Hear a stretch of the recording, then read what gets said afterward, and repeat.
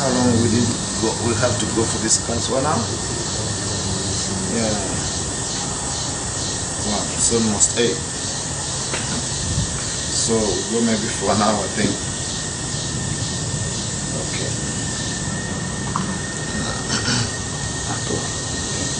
So today we are going to talk about equanimity, otherwise Upekkha, seeing with a balanced mind. Seeing with a balanced mind. Basically seeing with wisdom, of course. Roughly that's what the meaning is. So there is a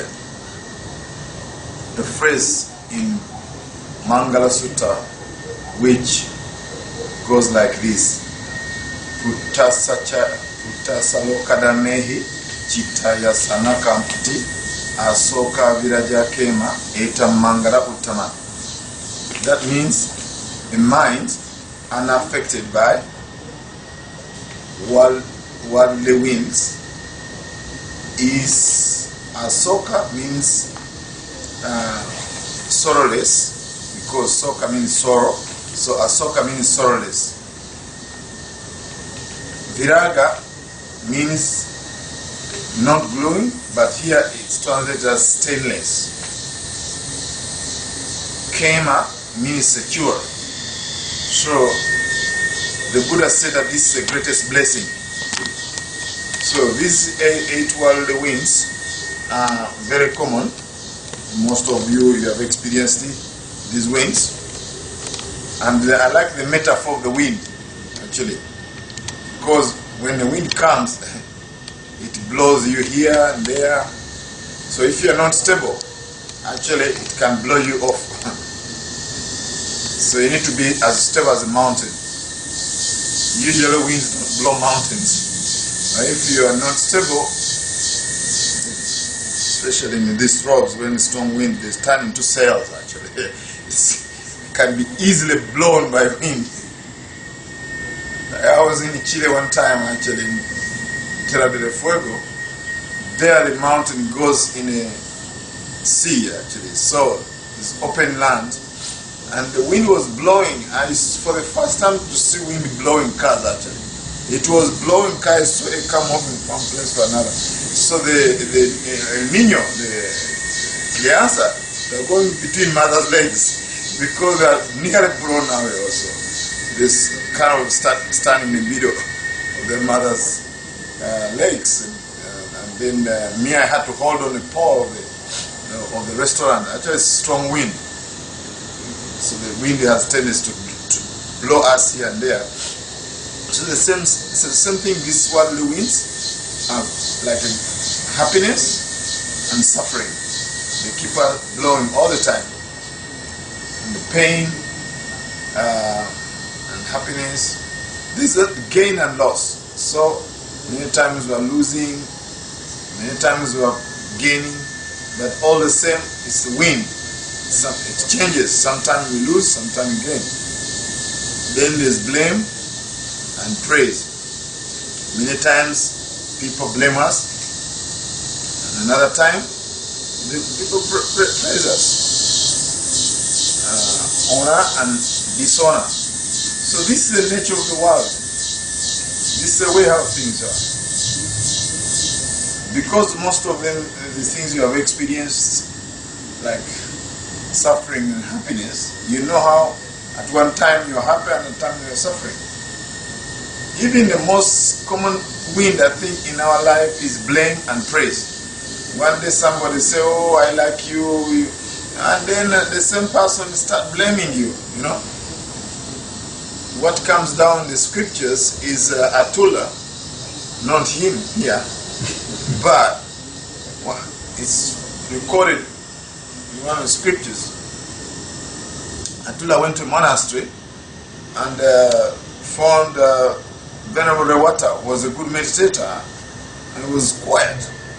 As you see in a monastery, sometimes we have a period where we keep quiet. So then he tried to talk to Venerable Rewata, and Venerable Rewata didn't say a single word. So Atula was puzzled what to do. As you know, some people also come in the mornings to hear, they expect to know something, and then there's nobody talking to them. So then he went again to see another monk, which is called Venerable Sariputta. Venerable Sariputta was an adept in analytical thinking and then analyzing critically. He said many things. Many things, people, very fast and a lot in details. Then the person was puzzled. Then, another time he went to another monk called Venerabananda. Venerabananda, he was an attendant of the Buddha. And then Venerabananda said, in the middle, not too much, not too little. And then the man was disappointed. Then he went to the Buddha. The venerables went to the Buddha. They went to the Buddha. And then reported the incidents. The Buddha's answer was, in this world, nobody is beyond blame. Even the Buddha was blamed in many occasions. If you look at the episodes, the Buddha was blamed, So, this is the way of life. This is where winds are blowing. So now, when winds blow, do you fight with them? So, also we cannot fight with these things. What we have to do is to make our mind stronger so that it's not blown. So we become mindful of it. We become mindful of the wind. We need to put windbreakers. And these windbreakers is called mindfulness. That's why the Buddha say, a mind which is unaffected by these winds is secure, stainless, and sorrowless. Actually, to have a mind like that, you must be enlightened actually. Because viraga is a very high state of mind where actually you don't have any stain of greed, hatred, and delusion. But before that, every time there is loss and profit, just be stable. Don't shake. Just be mindful. Practice mindfulness and let it go. If somebody blame, you say okay. If somebody praise, it's okay. All right. So don't be sad when somebody blame you. All right? Because sometimes people blame based on their views. Right? There's no standard actually. People they're using to blame you. It's their view. And all of us have different views. Depends. So the same with different winds. So we need to have equanimity, in other words. We have to have equanimity in order to face these winds. So that's why the Buddha advised his son, Venerable Rahura, please meditate like earth. Meditate like earth. Because earth, if you can throw everything there, it still becomes stable. It will remain the same. It doesn't complain. Meditate like fire, meditate like wind, meditate like water. These are the advice the Buddha gave Venerable Rahura. Your meditation should be like this for elements. So today I'm going to talk about 10 kinds of equanimity, drawing actually from Visuddhimagga.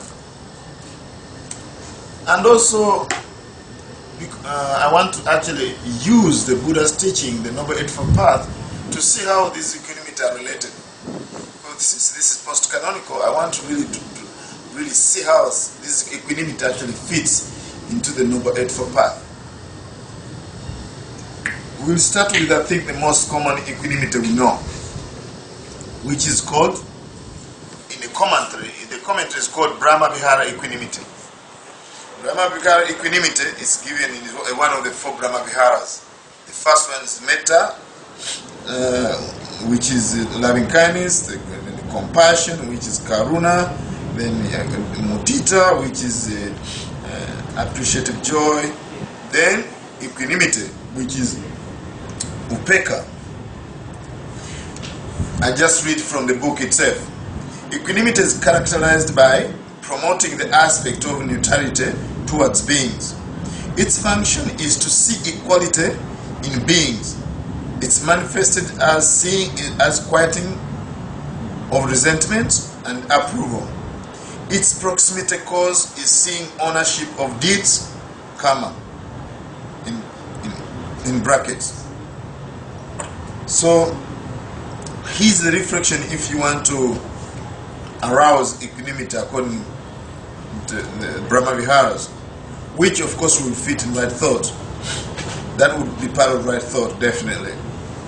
So it says beings are owners of their karma.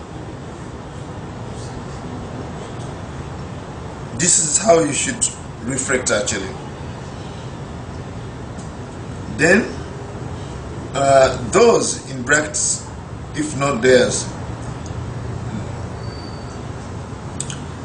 in the choice by which they will become happy or will get free from suffering or will not fall away from the success they have reached. So in other words, all beings are born of their karma, heir to their karma, live related to their karma.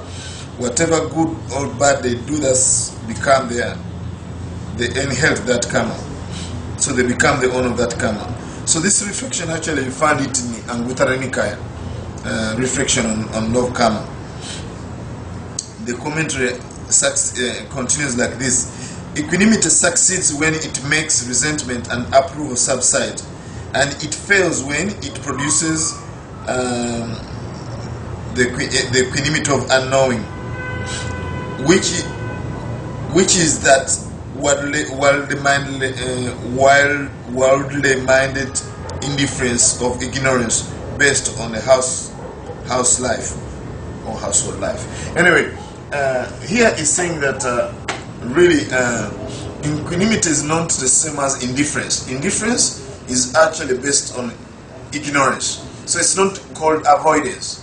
Most time people confuse indifference with equanimity, right? So actually equanimity is actually being connected with the situation, and it is from understanding. In fact, by the time we reflect about ownership of karma, that's part of right understanding. Since the reflection of you are the owner of your karma, born of your karma, live related by your karma, live supported by your karma, whatever good, bad or you do, that you'll be the heir of your karma, that's called right understanding. By the time equanimity arises, so is based on right understanding of karma. But indifference is actually not caring. Right? It's not caring. So I think that's the most equanimity that comes down. Most people understand that.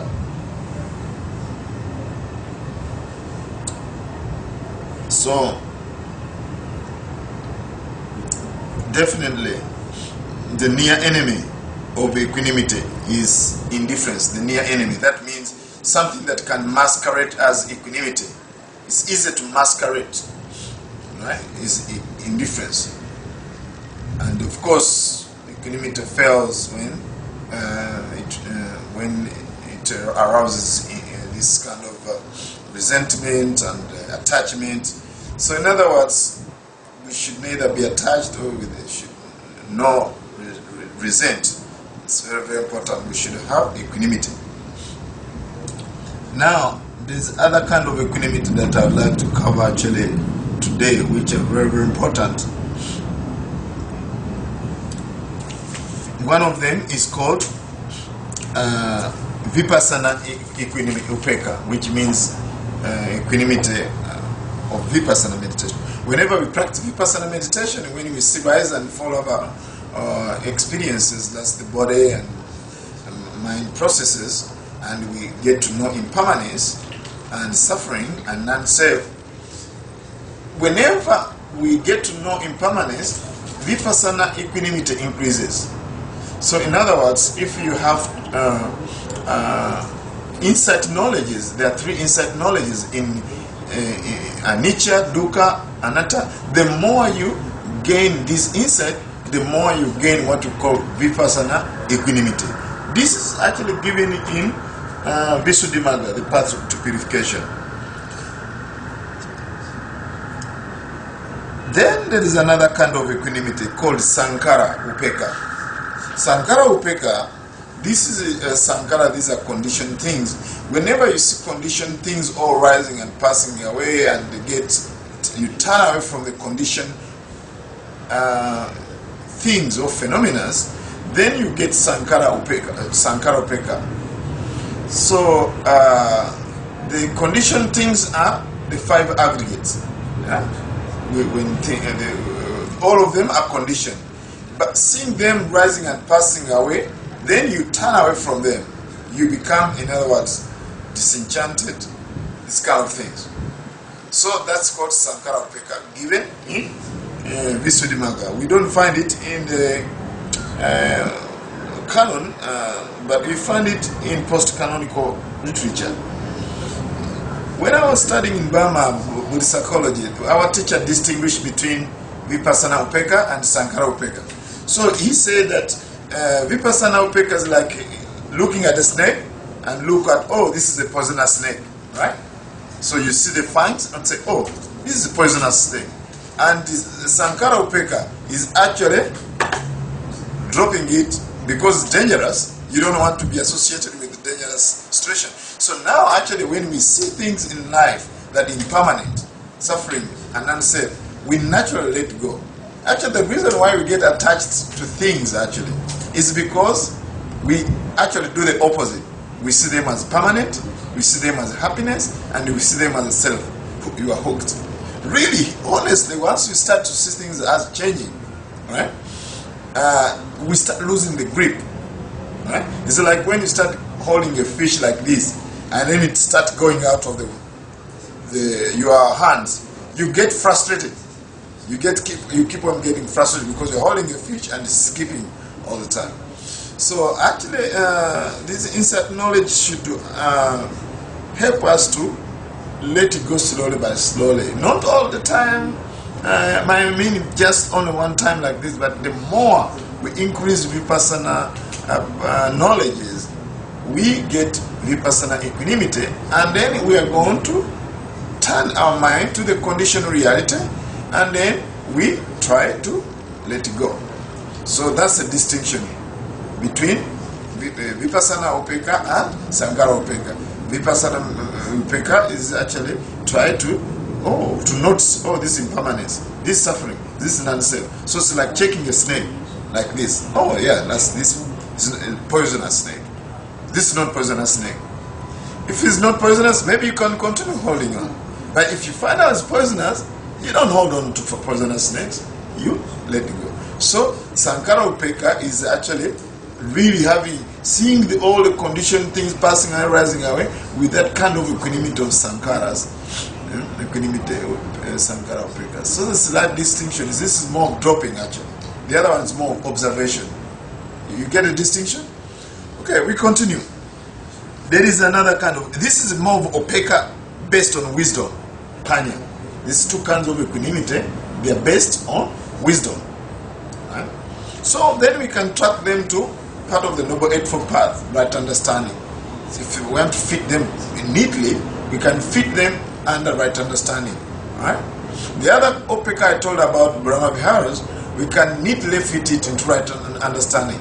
Because it's me, I have a habit of trying to see where this teaching fits actually in the central teaching of the Buddha. Okay, let's go to another kind of equanimity, which fits in right effort. It's called Vidya Upekkha. Again, this is given in Visuddhimagga, but also in the discourses, we find examples of equanimity related to effort, energy, right? There's one story of Venerable Sona, who was a musician, actually. He came from a rich family and entered the Buddha dispensation. And then, according to the story, he had even hair grow on his feet because he never lifted a finger. He was so rich, and he never worked. Right? Now, when he came to the Buddha's teaching, he learned about meditation, and he was fascinated by walking meditation. So then he got the instruction how to walk. Then he walked back and forth, and later on there was a lot of blood on the path. Then Buddha came and asked, who's been walking here? Oh, then they say, oh, Venerable Sona has been walking there back and forth. He called him. What was your, he asked him, what's your profession before you became a monk? He said, you know, I was playing a lute, Indian lute. And they said, this is a musical instrument. Then the Buddha asked, what happened when you actually tightened the lute? What kind of music did you get once it was too tight? Oh, they know the Buddha, so Venerable Sona say, oh, the music was not good. And then what about when it was too tight, right? First, what happened when it was too loose? The music was not good according to Venerable Sona. And then when it was too tight, again the music was not good. And then he said, okay, what about when it was neither tight nor loose? Then the Venerable Sona said, wow, I used to play very good music when the lute was not too tight and not too loose. So then the Buddha advised him, when you practice meditation, you should not put forth a lot of energy, a lot of effort, and also you should not put too little. Yeah, then if you put balanced effort, that meditation is going to progress. And actually those who have studied about the 5 spiritual faculties like faith, energy, concentration, mindfulness, and wisdom, those 5 faculties, faith, energy, mindfulness, concentration, and wisdom, those who know that if you really have a lot of energy, too much energy, over-efforting, in excess of concentration, you're going to have restlessness. And if you have less energy and you have a lot of concentration, you are going to get sleepiness. So actually effort should be balanced. It should be not too much and not too little. So this Virya Upekkha is very, very important. That's one aspect of Upekkha. So we have finished 2 aspects of Upekkha. There's also this one aspect of Upekkha, or related to Virya. There's another kind of Upekkha. This is Upekkha related to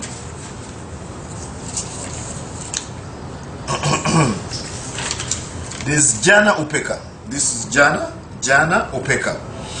So this produces impartiality with regard to the highest kind of present feelings, which occurs in the 3rd jhana.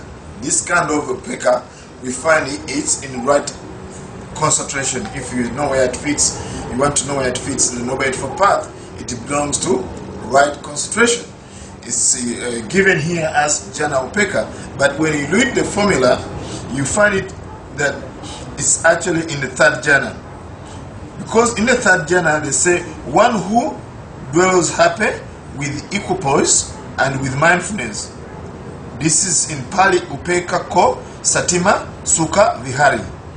So you find out when you practice this kind of concentration, you find out that there is Upekkha related to that equipoise, you know.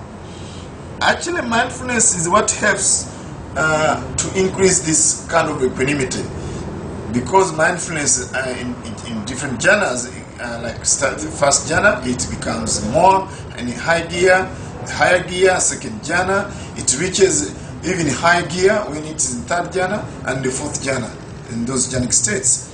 So related to even the equanimity found in jhana is called Parisuddhi Upekkha. Parisuddhi means purification. Parisuddhi Upekkha you find in the 3rd jhana also, I mean the 4th jhana. So this is again given in the discourses here. In the 4th jhana, it's termed as Upekkha Sati Parisuddhi. This is purity of mindfulness brought about by means of equipoise.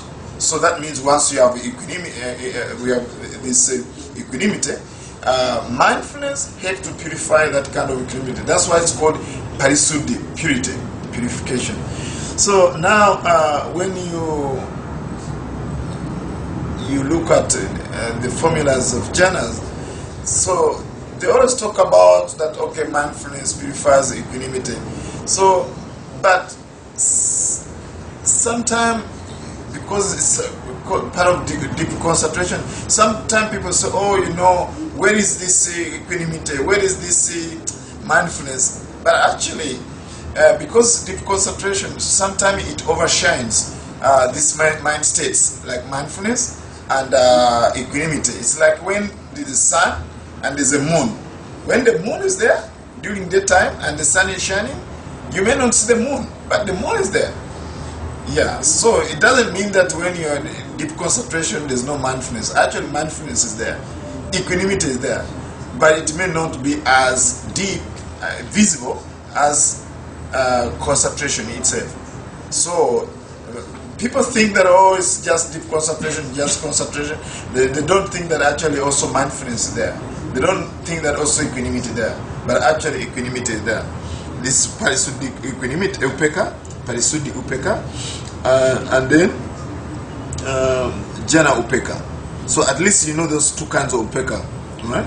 They are related to right concentration. Another kind of upekkha, this is Vedana upekkha. That's Buddha talk about Vedana in right mindfulness. Actually, that's when Buddha talk about upekkha also. So in Vedana we have, of course, pleasant feelings. There's also unpleasant feeling. There's neither pleasant nor unpleasant feeling. So that what we call Vedana upekkha, where you have equanimity to pleasant feeling and unpleasant feeling. No, you are not carried away with a pleasant feeling, and also you are not carried away with unpleasant feeling. Right? That's, I think, easy to understand. So that's called Vedana upekkha. Now there is another equanimity, which is called, the Pali word is, you find it actually in Abhidhamma. It's called Tatra Majjata. It's called Tatra Majjata Upekkha. This is a general aspect of balance in regard to things. So this is more of in a general way. Tatra Majjata, middleness. Majjma means middle. So Majjata, then middleness. So seeing things with the middle-minded, basically, we can say. So this is upekkha related to the general aspect of balance with regard to anything. Right? So that also should be very clear. I'll give probably more example after finishing this. Six-limbed upekkha. There's also what we call six-limbed upekkha. Six-limbed upekkha. Why is it called six-limbed? Because it's based on six senses. Each sense carries one of the upekkha. That's why it's called six-limbed upekkha. So this belongs to one of the destroyed asavas, inflows or outflows. That's asava. The Pali word asava, it can be translated as inflows or outflows. It's the upekkha that has the property of not losing the purified condition in the face of the wished and unwished four objects at the six senses. So at the six senses, sometimes there's object that arises. So sometimes we wish for them, sometimes we don't wish for them. So now here, according to the commentary, according to Buddharakkhita, he said that it's the upekkha that has the property of not losing the purified condition in the face of wished and unwished for objects at the six senses. So whether this object comes or whether this doesn't come, you don't mind basically. But to be able to gain this kind of equanimity, you must be way up there in enlightenment stage, whereby when you eat something, you don't get carried away. I mean, if let's say you like to eat You want to drink agua de coco.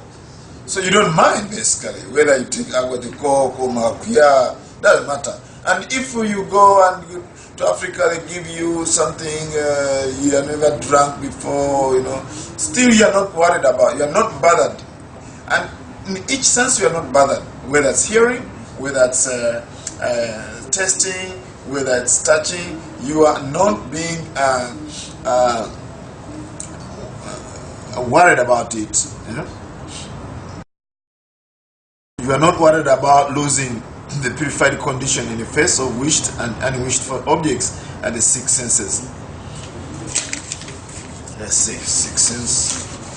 Another Upekkha. Let me see if there's another one. Upekkha.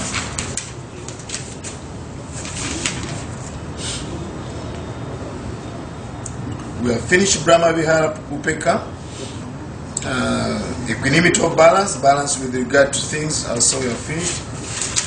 And let me see. I think that's pretty much it.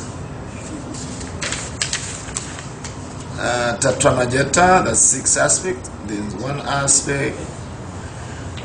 Yes, we have finished them. This is a short Dhamma talk about different kinds of Upekkha. So next time somebody talks about Upekkha, then you ask them, what kind of Upekkha you're talking about?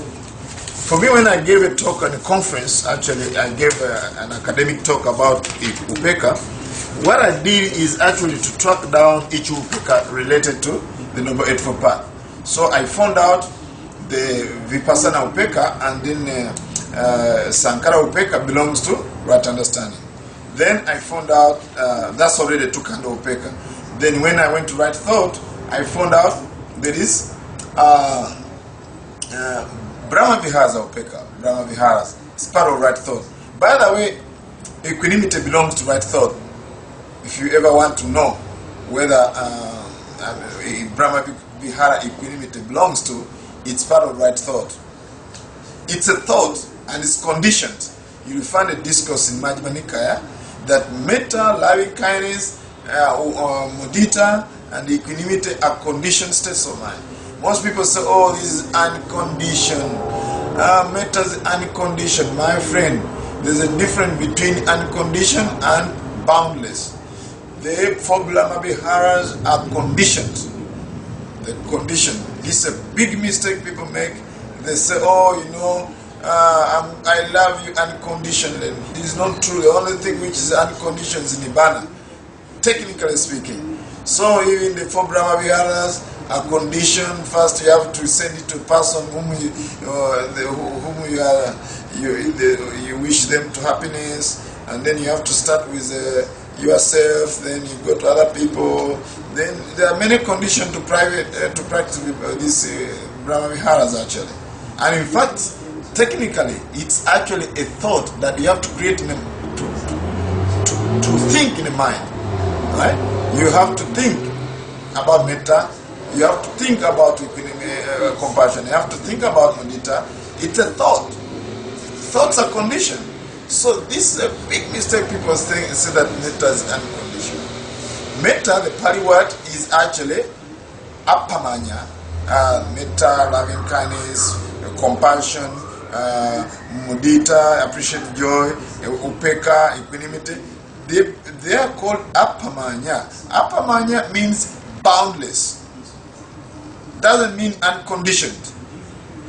Boundless means the number of beings to send these thoughts are no limit. But again and again people say, oh, this is unconditioned love. So that's a big mess. Alright? So now, if you want to fit equanimity, it belongs to right thought. Right? Then, when I went to the right speech, I didn't find it in the scriptures like this one, post-canonical, but I know in the discourses of Buddha talks about not to keep quiet. Muni, the word muni means sage, but means silence. It doesn't mean not to talk. It means to silence the defilements. Most people think, oh, muni means, of course it's translated as sage, but muni means silence, but they call it sage. it doesn't mean to keep quiet. Otherwise, if not to keep quiet will be the way to enlighten, all dumb people will be right there enlightened. So Buddha's teaching is not to keep quiet completely. He didn't expect people to keep quiet. And also to talk a lot, also that's also not equanimous. Like even the Buddha talks about not to talk about 40 subjects. 40 subjects. He gave, I think, 10 kinds of to talk, like talk about renunciation, talk about effort, talks about contentment, talk about morality, talk about concentration. So he gave us some kind of talks. In a way, he gave us even a general template. He said that if you want to meet, when you have to meet, either you keep noble silence or talk about the Dhamma. So in other words, the Buddha never expected us to keep quiet and not talk at all. So he gave us some kind of talk that we should talk and talk about the Dhamma. And keeping noble silence is actually also another mistake people make. Noble silence is not total silence. Total silence is to keep mum, like this. Noble silence, you have to overcome initial application of thought and sustained application of thought. That should be in the second jhana. Second jhana should be that second jhana. So now, in the center when they say please observe noble silence, actually the word should be total silence. Because asking everybody to attend the second jhana, I think is asking too much. I don't know that's what they expect. They really expect that nobody should talk actually.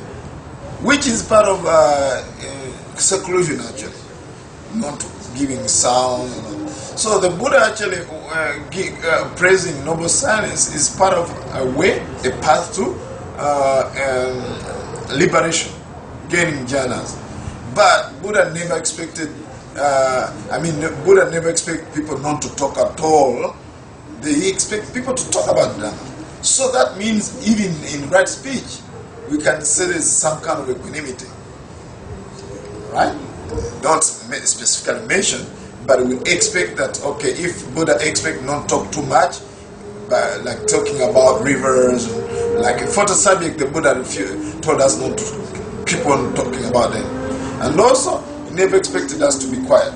He said, maintain noble silence. That means practice the jhanas. Place to hang out, very good place to hang out. So then we go to right action. Again, the Buddha never expected us just not to act at all. Right? Not specifically mentioned again in the script, in the post-canonical, but I found out before the Buddha, there were some skeptics. They used to have they said that there's no need to do any action.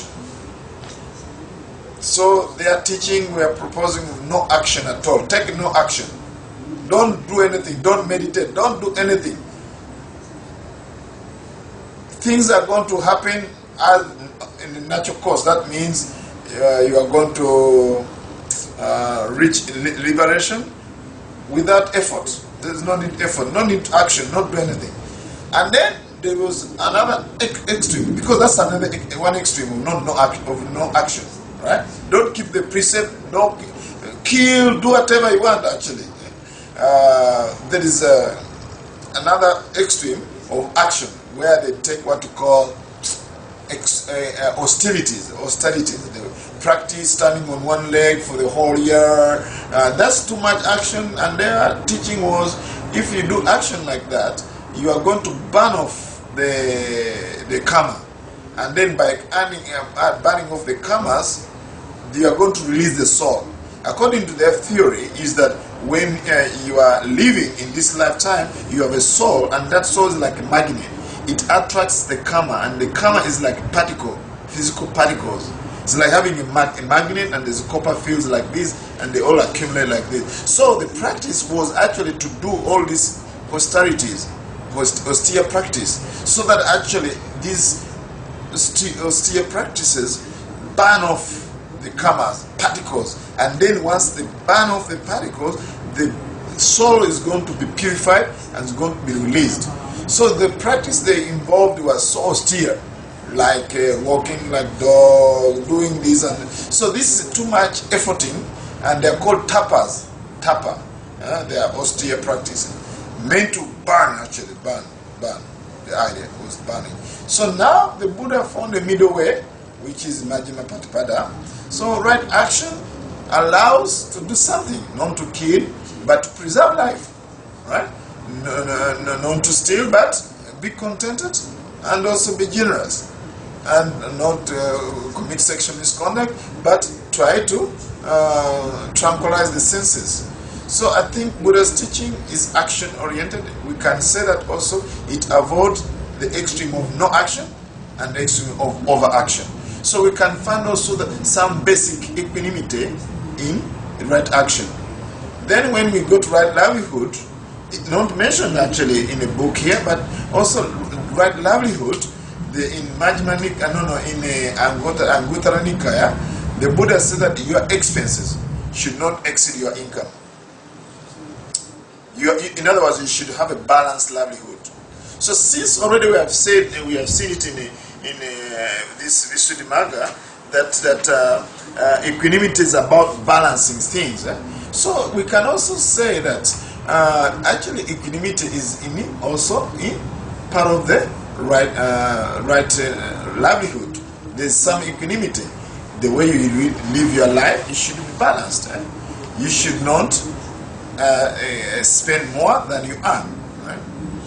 Now, people in these days, the way they spend money is like in a funnel. A funnel. You know funnel? Funnel has a big thing like this, a funnel. It's like this. Right? The way people have their livelihood, their income is very little and expenditure is too big, like fun. They should do the other way around. They should have income big like this, and expenditure small, but they do the reverse. And then the net effect, they have borrowed money, a lot of debts and indebted, so then they are unbalanced, they're living unbalanced livelihood because they spend more than what they earn.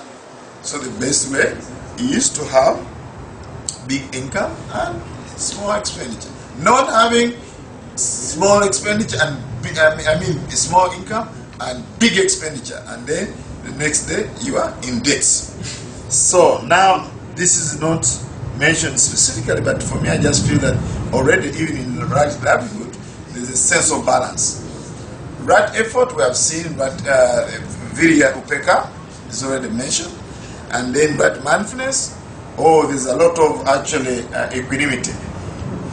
Equanimity, this is what we call Bojjhanga Upekkha. Bojjhanga Upekkha that we need to mention actually here. Bojjhanga Upekkha is thus having Upekkha in the 7 factors of enlightenment, and there's factors of enlightenment that helps us to have more energy. Others, they help us to have more concentration, right?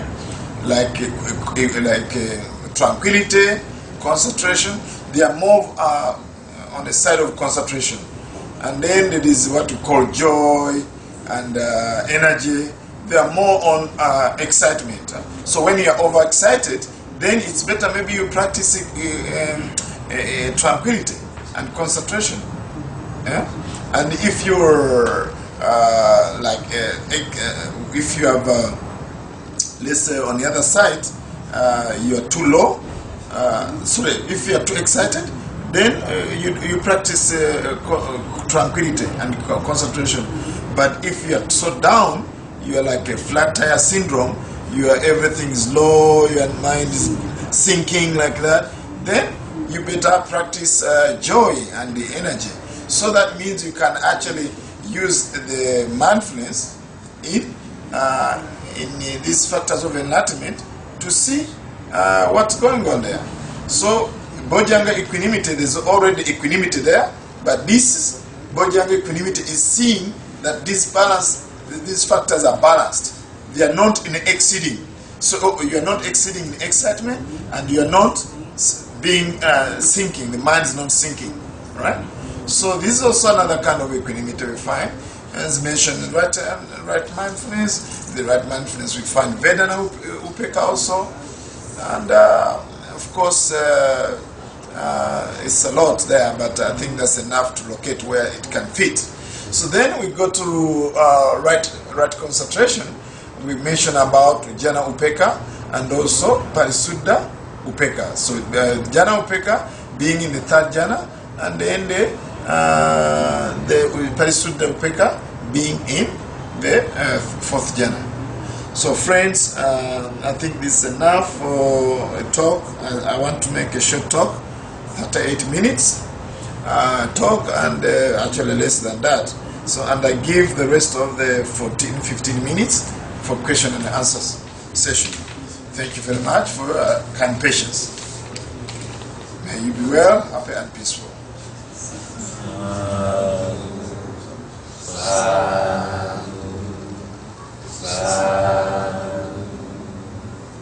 Okay. So questions? If you have any question about equanimity? Do you have any question?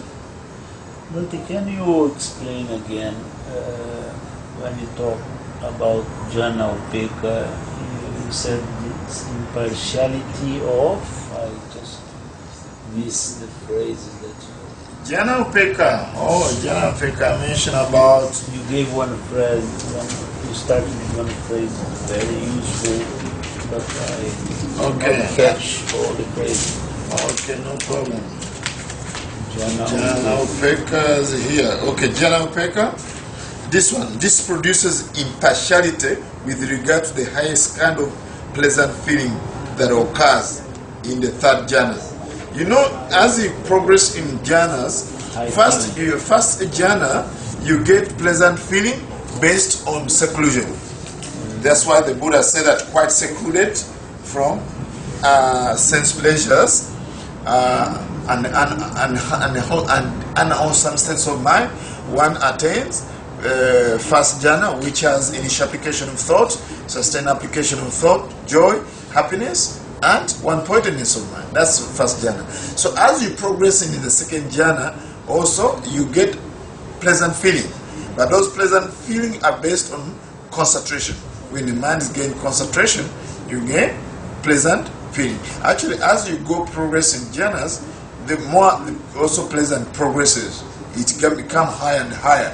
So now when you reach the third jhana, this jhana Upekkha produces impartiality with regard to the highest kind of pleasant feeling which occurs in the third jhana.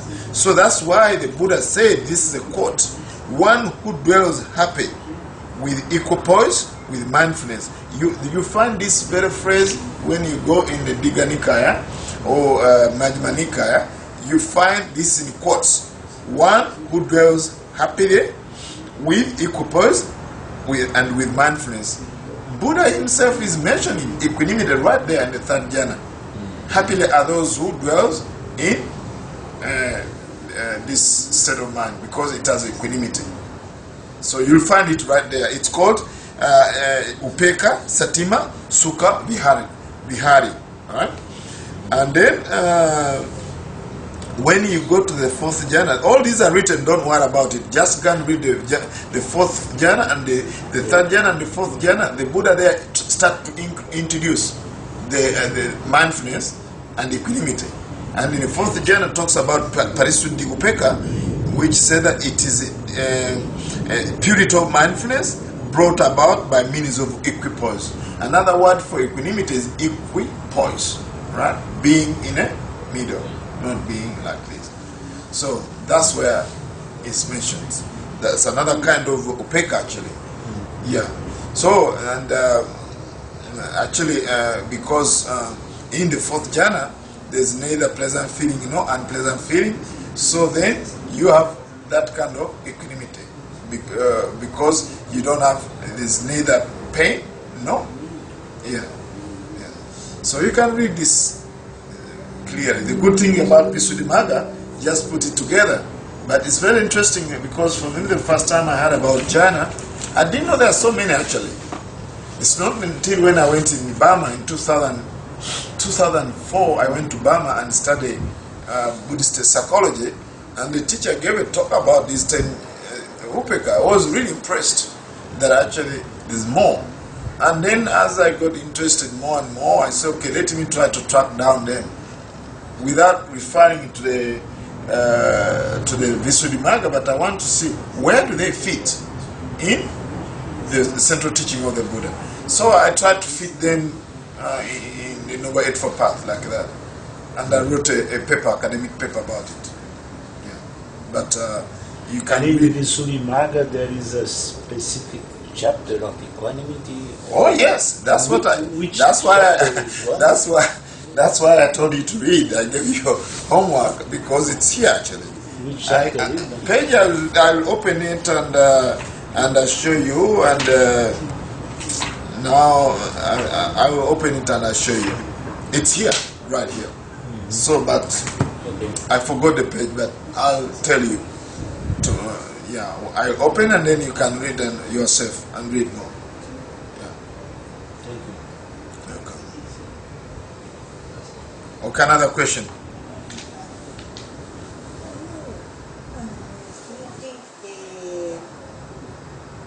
The insights spring naturally from the jhanas.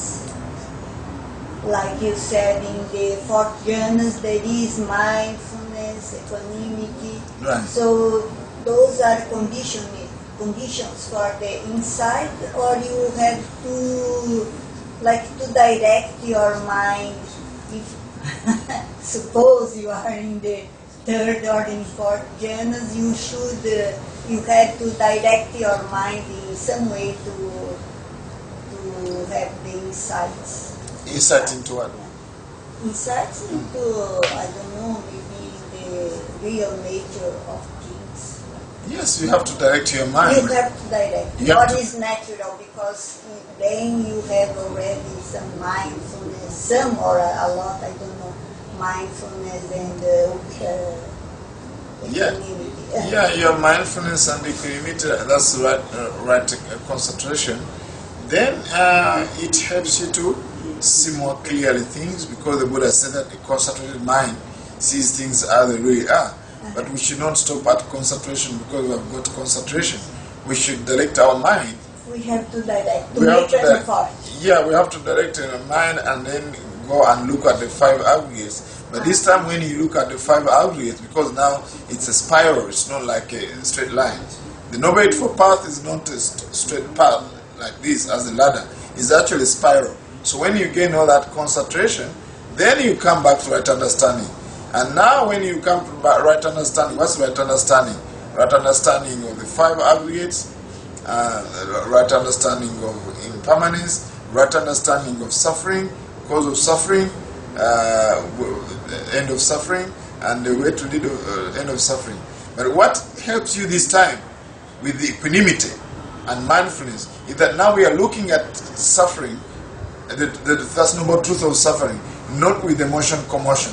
Before, in the beginning, you look at suffering and then you have a lot of fear about suffering, the first noble truth. But since now you have good concentration, when you look at really the true nature of the 5 aggregates, right, you are looking at them with equanimity, not with fear, grief, and all these things. You are looking at death with equanimity. You are looking at sorrow with equanimity. You are looking with it. So that helps you to gain wisdom. And also this kind of looking, it has mindfulness, but you have to direct your mind somewhere. You have to direct your mind. But that should be very easy because it's not a hard job. Huh? You see, I can tell, okay, now turn your mind to the breath. So that takes like less than a second. But the key, you have to direct the mind there. Yeah. Yeah. But very smooth. The transition should be smooth. Yeah, when you have this kind of concentration, it's very, very easy to sort out, to see clearly. Before we see things unclearly. In fact, one time I was teaching in the United States, and there was one lady who was pregnant, and I was talking about the first noble truth: birth is suffering, old age is suffering, death is suffering. Then she said, "Oh, birth is not suffering," because she's pregnant. She wants to kind of soft pedal the reality. Actually, she wants to kind of live under self denial. She said like this. It was a retreat, and then she said, "You know, birth is not suffering." That was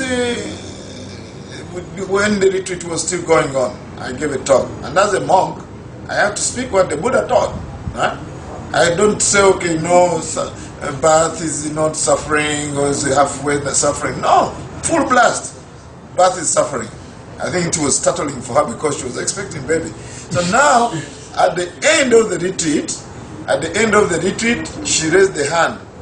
Bhante, oh no, I have to go home. My problem with my mother-in-law, this and this, and I guess you're right. Suffering. At one time she was saying no, birth is not suffering.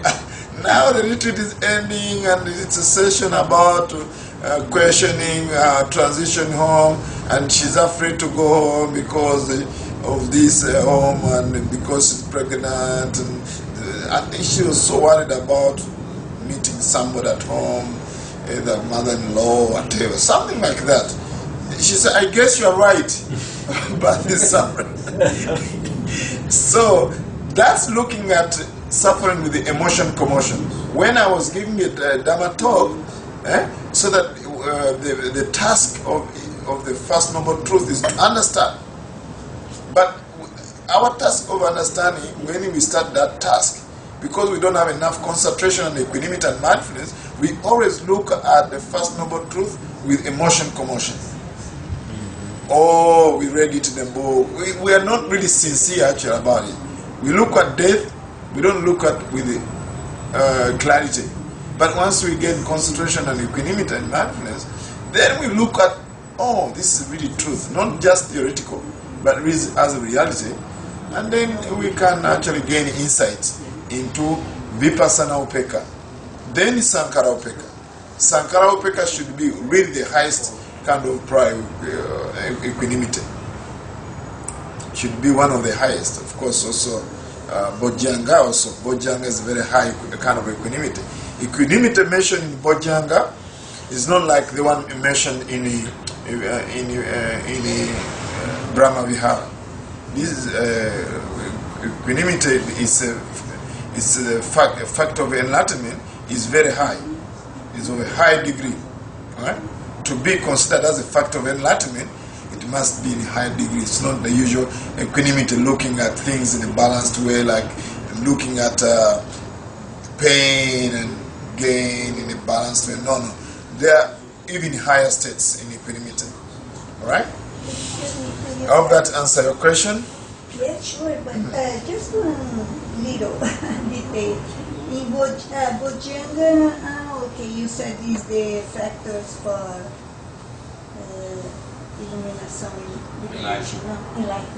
Yeah, it's one of the factors. Equanimity. Okay. Yeah, it's called Bojjhanga. Bojjhanga. Upekkha. Okay. Yes. Thank you, sir. Welcome. Can I ask you one thing more? I read in one book about what was a monk. He says that metta, we should cultivate metta as unconditional love. So this. Is it correct, or boundless is not unconditional? You were saying about boundless. You were saying the first when you are talking about Brahma Vihara, you say that it's conditional, not boundless, not unconditional. Metta. Brahma-vihara saying that unconditioned is not correct. Not correct. Because metta is conditioned. And I have a backup for you. You go to Majjhima Nikaya, there's a discourse where the Buddha said that even metta, all the four Brahma-viharas are conditioned because they are thoughts. Because they are thoughts. They are thoughts. Thoughts are conditioned. However, you can distinguish Brahma-vihara with other kind of love, that it doesn't have condition that scratch my back, I scratch my back. You can say that metta is not based on conditions, and you can give them. Because other kind of love is conditions. It has a set of conditions. Or because you have much dinero. Or because you are happy person. Or because you have this. So this kind of, three kinds of love, there's like what you call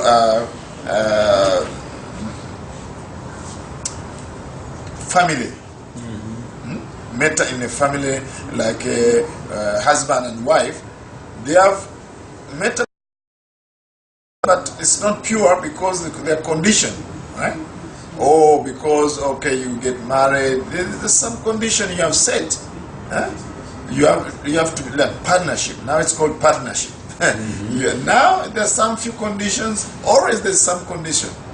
And then the love between mother and father, the son and or daughter with the parents, there also have some conditions, but not as much as wife and husband. The way mother, they love their son or daughter, or father love their son or daughter, there's some conditions there, right? But not so much. So now, when they cultivate metta, we cultivate a state of mind that not based on a set of conditions, like other kind of love. So it should not have attachment. It should not have aversion. Other kind of love, in fact, the Pali word is even clear. Pema. Pema means love. Pema means love. Love of a wife and husband, but people still continue to use the word metta. But what is their love actually boundless? No, it's limited to their girlfriend. It's limited to their children. So people use the word metta and translate it as love. No, there's another word for love. Another love is pema, and loving kindness is metta. So now, the thing about saying that metta is unconditioned, it's not correct because the Pali word is apamanya. Apamanya means boundlessness. What's boundless is the number of beings that you send metta. They're not limited. Right?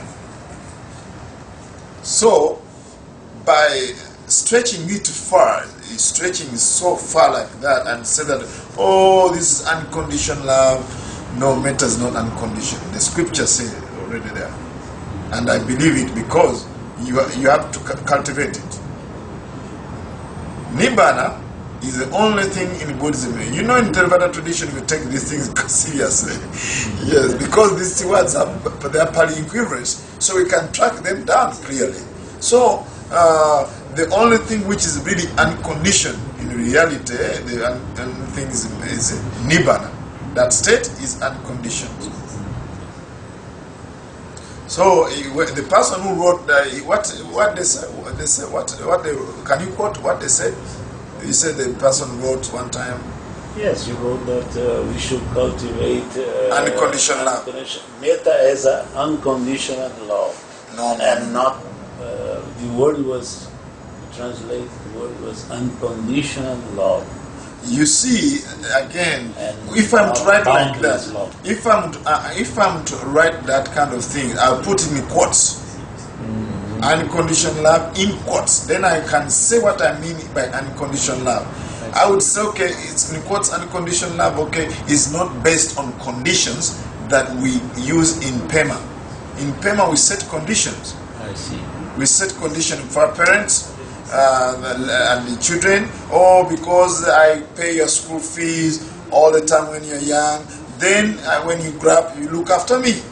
There's some kind of negotiation there. Some hidden, unsaid words there. Maybe it depends also which culture, but there's still some conditions. Alright? Then the other kind of wife and husband, there's also some condition. Oh, we're going to live together, make money. There's always some expectation, some condition. Of course, there's some metta also. All right? I'm not saying it's devoid. All right? But we should not confuse what's really the practice of apamanya, the purity of loving kindness, where it's actually boundless. That means it should not be limited to your husband or to your children or to your brothers and sisters.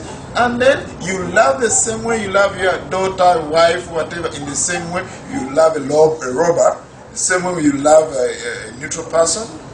Yes, this is an example I give to, a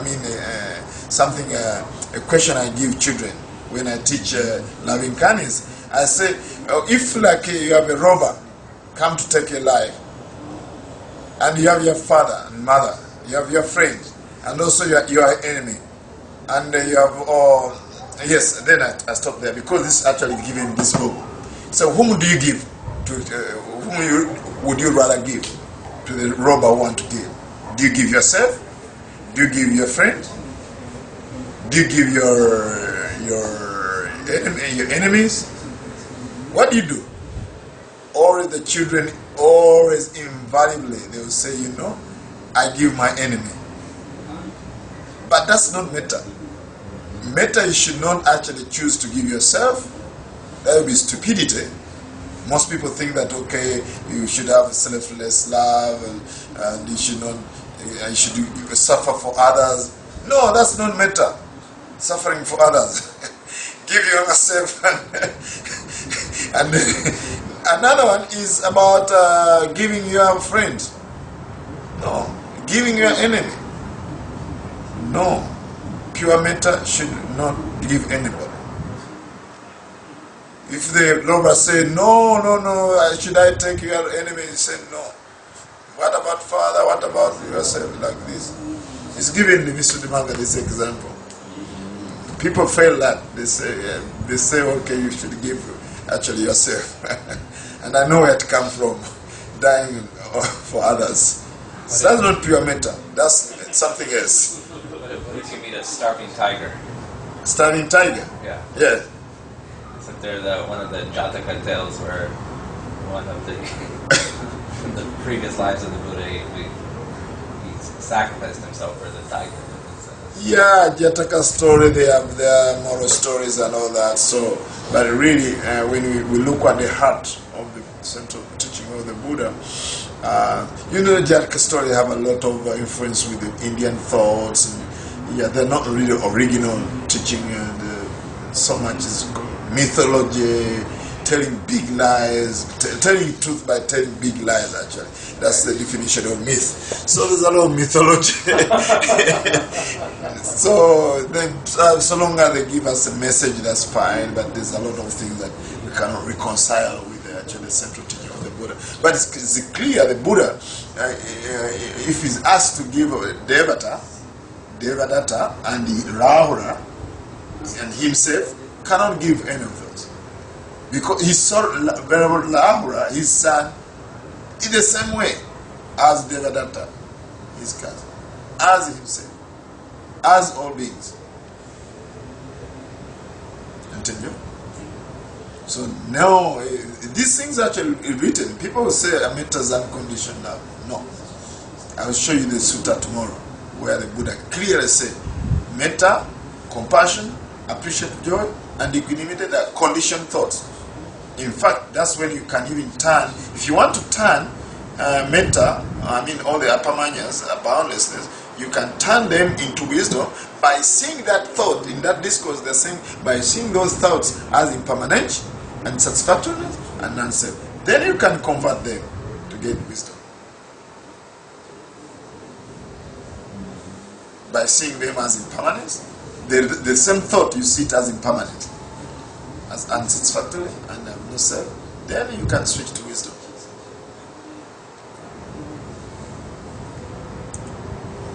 Last question.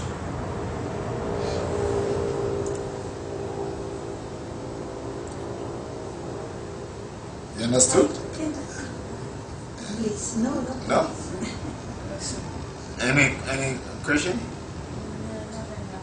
Okay. Okay, you have one last question? Just one last. Yes. This is my last talk also. Did you know that? No. This is my last talk. Excuse me, I know there is this saying, this teaching that Nibbana is unconditional, but at the same time, Buddha said that the Eighth Noble Path is not the only way, but the right way to Nibbana. So it's not a kind of condition. If you practice the 8 aspects of the Eighth Noble Path, that's not a condition for Nibbana, or we should not think like that. Do you understand my question? I don't know if I was clear. The Noble Eightfold Path are conditioned. Is a condition for Nibbana, or Nibbana is unconditional? Nibbana is unconditioned. The Noble Eightfold Path is conditioned, but you should know that Nibbana is not produced by the Noble Eightfold Path. In other words, this road doesn't produce the seat of Rio de Janeiro. The road to New York doesn't create New York. But you can use the road to go to New York. But you can fly if you want, actually. So you cannot use. So the Noble Eightfold Path, you practice it, and then at the moment of enlightenment, 3 things happen. 1, the mind takes Nibbana as unconditioned, and then the arising of supermundane states of minds, right? And then the eradicating of fetters, some mental defilements. So that are the 3 things that happen, right? So you cannot say that Noble Eightfold Path produces Nibbana, because Nibbana is there. We don't create it; it's already there. Right now. Now, the Noble Eightfold Path helps us to slowly overcome suffering, but at the moment of attaining Nibbana, those 3 things happen, and then we attain. The word attain also is that it just points what's going on, actually. There's really nothing to attain. Even these things that may you obtain Nibbana, it's just in a relative sense. That we're like telling you, okay, come and you see sunshine. Sunset. It's relative. In the end, ultimate reality, there is no sunset. There is no sunrise. But we have to go and see it. So the same thing, okay, may you attain Nibbana. It's not something that it can be wished for. Like, I cannot wish. My wish, in other words, will not help you to attain Nibbana in a technical sense. It can help you, or this person wishes to do this. What's going to help you attain Nibbana is your practice, but not my wish. But we accept the wishes, okay? So we have to accept what's to be used in relative sense. In relative sense, we understand it. But in the ultimate sense, it's really your practice. Right? So we have to distinguish what's relative speech and also ultimate speech.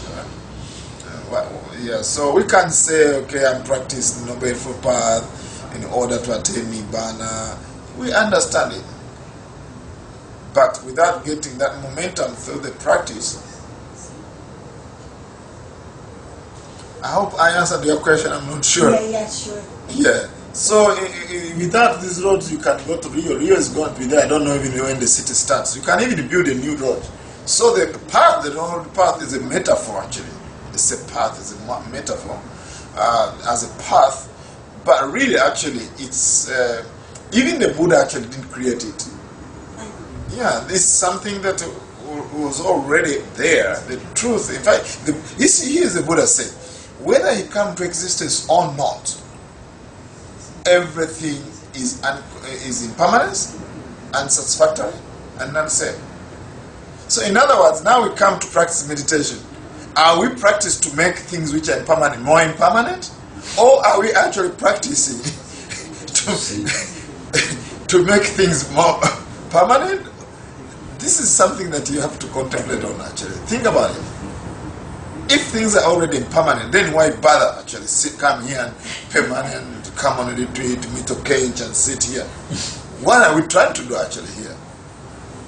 Because of our obscure, because of our vipalasa, things which are impermanent, we see them as permanent. So because of that tendency, so we come here to practice, to unveil that tendency of seeing things which are impermanent as permanent, things which are as suffering as happiness, things which are non-self as self. So that's what we come to do here, but we are not sitting here to make things much better impermanence, much better suffering, much better non-self. Things are already non-self. So Nibbana is already there. We practice, not there in us, in the way I say that we're all enlightened. That's what I'm saying. I'm not expounding teaching that we're all enlightened, we're just sitting here to just know. No, I'm saying that the reality is there. It's called the Dhamma actually. You cannot even call it a state. The best way of describing Nibbana is a Dhamma. I don't know the best word in English, but that's how far we can go. Calling Nibbana as a state is also fall short, as a mind state or something like that. So this Dhamma is actually unconditioned. Everything is conditioned actually. So that's the only thing which is unconditioned. So thank you very much for asking, and this is my last talk. Tomorrow I'm just going to give Q&A session. We have another monk coming here. He can talk and talk and talk. Go to the beach and he's here for a long time. But for me, this is my end of my talk. Thank you very much. I've learned from you a lot, and I hope we meet again. If I gave too much, please forgive me. If I gave too little, please forgive me. If I gave... So please, you know that it's your job to practice eqüanimidade. And also today I had a lot of treats by you and him. Wow, he took me many places and tried many fruits and everything. So I came a little bit late, but I hope I have managed to be in time to share with this. So there's more to share, but there's not enough time, right? So thank you very much for your being receptive and very kind to me. And thank you very much. See you next time. Okay, good. May you be well and peaceful. Let me chant. Putasalo kadame hichitaya sana kampati asoka viraja kema etamangara uttaman. A mind unaffected by 8 worldly winds is soulless, stateless, and secure. This is the greatest blessing Buddha mentioned in Mangala Sutta. May you be blessed by an equanimous mind, and may you attain peace, happiness, and final liberation.